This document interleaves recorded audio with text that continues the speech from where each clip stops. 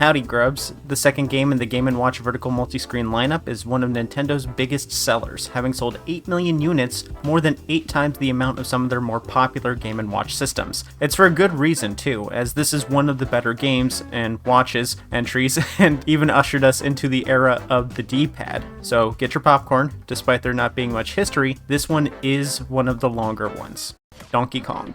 Long before his Bonanza, we have DK making one of his early appearances. This title in terms of Game & Watch is actually a D-make. Maybe the first D-make, actually. It's the same Donkey Kong arcade game that Nintendo was well known for being one of their most popular IPs, even at this time. There was a time when Nintendo was more known for DK than it was for Pokemon or Mario. This game, of course, still features Mario, but the real star of Donkey Kong has always been the leader of the bunch, and we know him well. Before I get too much into detail, let's talk about the box art, and then I'll get on with the controls and the gameplay. Since this is one of Nintendo's biggest sellers, it was actually printed multiple times. It had a Japanese, American, and even a French release, with the American and French versions having 2 different prints apiece. The first box is, of course, Nintendo's classic single-tone dystopian box. The first print of the American version features some really awesome full box art. Honestly, iconic. And we can see what Mario looked like before he transitioned from carpenter to plumber. I wonder where you get plumber HRT. He has a sort of Popeye energy and style to him. The babe on the box isn't Princess Peach if she was an 80s gal. This chick is simply named Beautiful Girl. Creative. The second box goes back to the box style of the first multi-screen game, Oil Panic. Game art on the left, everything else on the right. The French boxes are essentially the same, both using Nintendo's dystopian single-tone box, but published under the brand J.I.21. I looked them up, and they're kind of like Time Out Games from America, who was the temporary publisher for Game & Watch games in the US. Nintendo back in the day had a harder time getting into foreign markets, so they'd ship the consoles out to local publishers. The full name is very French, and I will not try to pronounce it, but it means Games and Pictures from the 21st Century. There isn't an important difference between their version and the other versions, other than just French translations. If you're familiar with the gameplay of the arcade game of Donkey Kong, the Game & Watch version is pretty similar. If not, well, basically, you get Mario to jump over and avoid obstacles with the goal of trying to get to DK and save the girlie. This, in essence, is the same, but the double screen here does a lot of carrying for this game, and allowed for some increased complexity. Rather than Mario being allowed to jump over the barrels wherever he pleased, he can only jump at certain spots. So you need to time your movements in a way to get you to a gap and then jump the barrel. In the second layer, there's a girder moving left and right that will keep Mario from jumping, and it counts as a miss if he hits it. He bangs his little noggin. Once past the second screen, you're on the top screen. Here you need to go up and move the crane to the on position, then run over and hop onto the crane's hook. This is just one success. You need 4 of these to defeat DK and start the violent, vicious cycle all over again. While running over, you also need to keep an eye out for DK's position and the barrels that he throws down. You've already noticed it, don't worry, I wasn't going to ignore it. DK has different controls than most G&W games.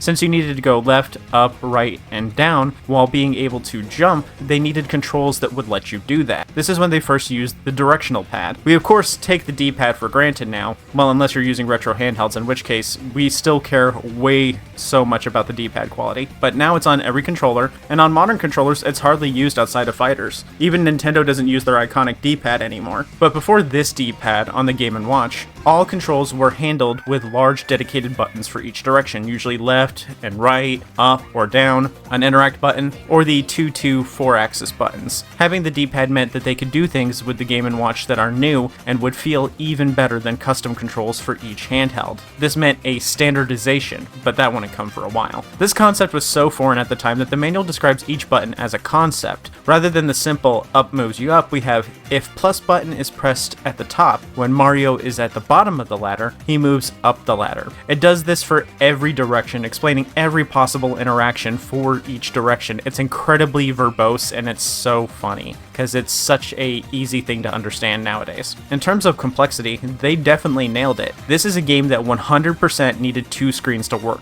Dodging the barrels is easy, but your jump is so short, you have to do it when the barrel is directly in front of you. Avoiding the girder while jumping the barrels can instill a sense of panic. Then the finale of flipping the switch, running over, timing your jump, and while still avoiding barrels, it's very hectic. Also, DK can be a bit of a poo head as he loves to puppy guard and keep you from getting to the crane in time.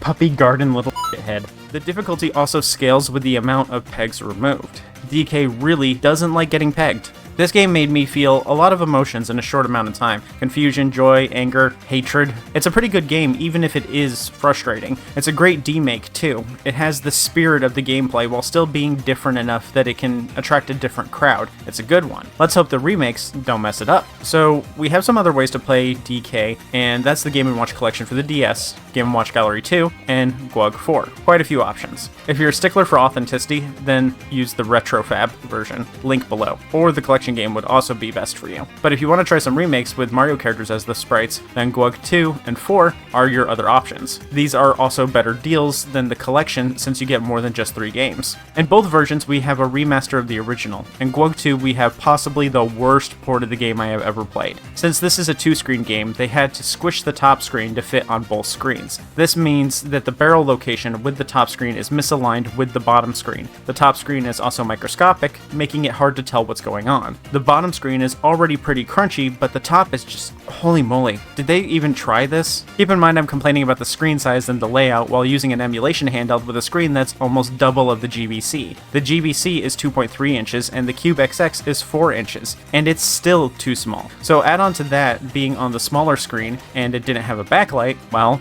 I'm glad it came with more than one game and a remake, or I'd be asking for a refund. Like, Oil Panic was shrunk, but it worked. The important screen was the biggest screen, but in DK, both of these screens are important, especially the top, since you need to be concerned with timing. It functions, but it's bad on handhelds. You could play this just fine on modern hardware, especially if you played it on a TV. Playing this on a GBC just must have been hell. It doesn't get much better on GWG 4, as the shrunk screens are inverted. The top screen is now bigger and the bottom screen is microscopic. On one hand, it's good that the top screen, which is marginally more important, is larger, but keep in mind that this game is still on a GBA. GBC has an aspect ratio of 10:9, which is a pretty tall screen ratio, much higher than the average. GBA is 3:2, which is wider than even 4:3 aspect ratio from the TVs at the time. This meant that even the larger screen is still smaller than the GBC screen.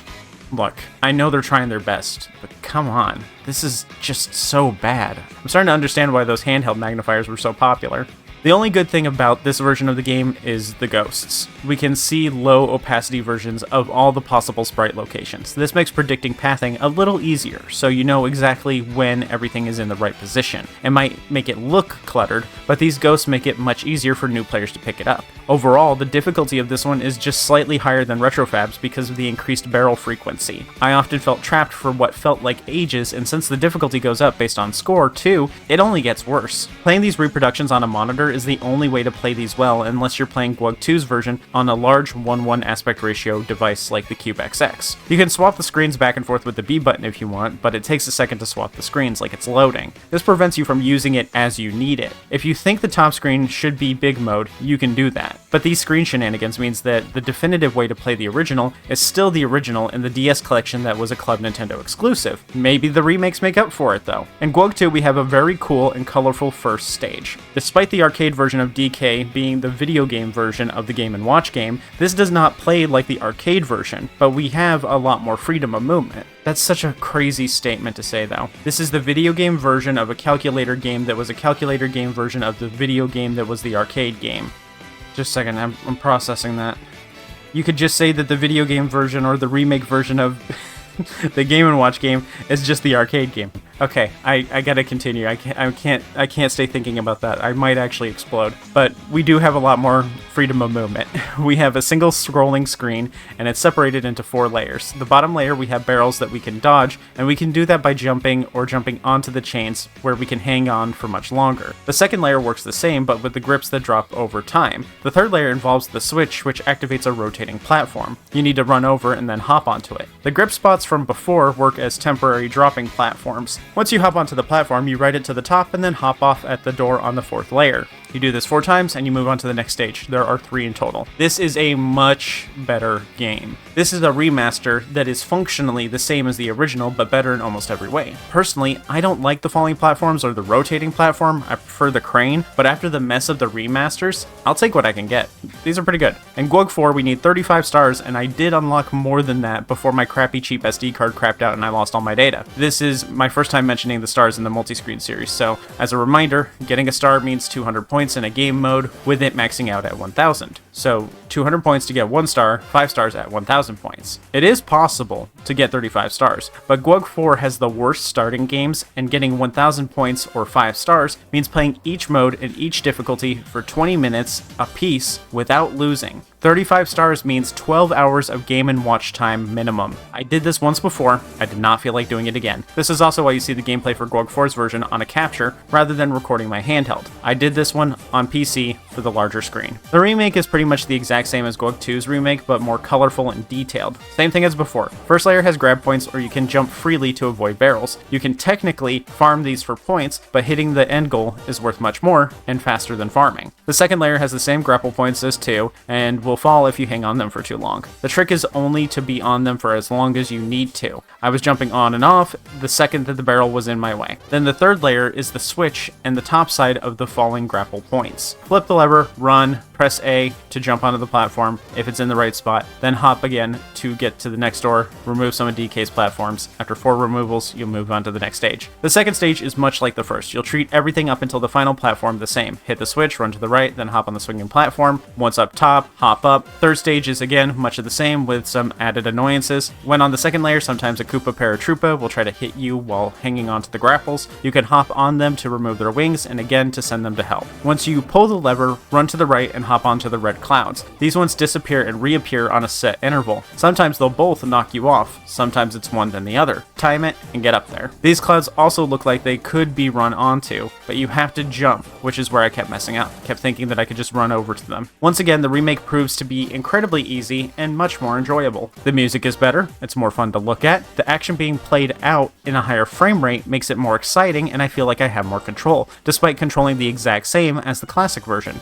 I actually had fun with this remake once I understood what I was doing. I kept trying to run onto the platform. You can overpress pretty easily and miss your chance, and it becomes frustrating because it is 100% my fault. The best way to play is 4's remake, but 2 works just as well and is unlocked immediately. The modern version is actually really fun to play. Perfect toilet game. It's simple, fast, and it's easy to accrue a lot of score quickly. The best classic version is going to be either Retrofab or Game & Watch Collection on the DS. The gallery versions are too hard to see unless you have a big screen. I think playing on a monitor is probably the best way to play the original remasters too, but the best way to play the modern versions is going to be on a handheld like mine. You can check out the RG Cube XX in my review on the end card.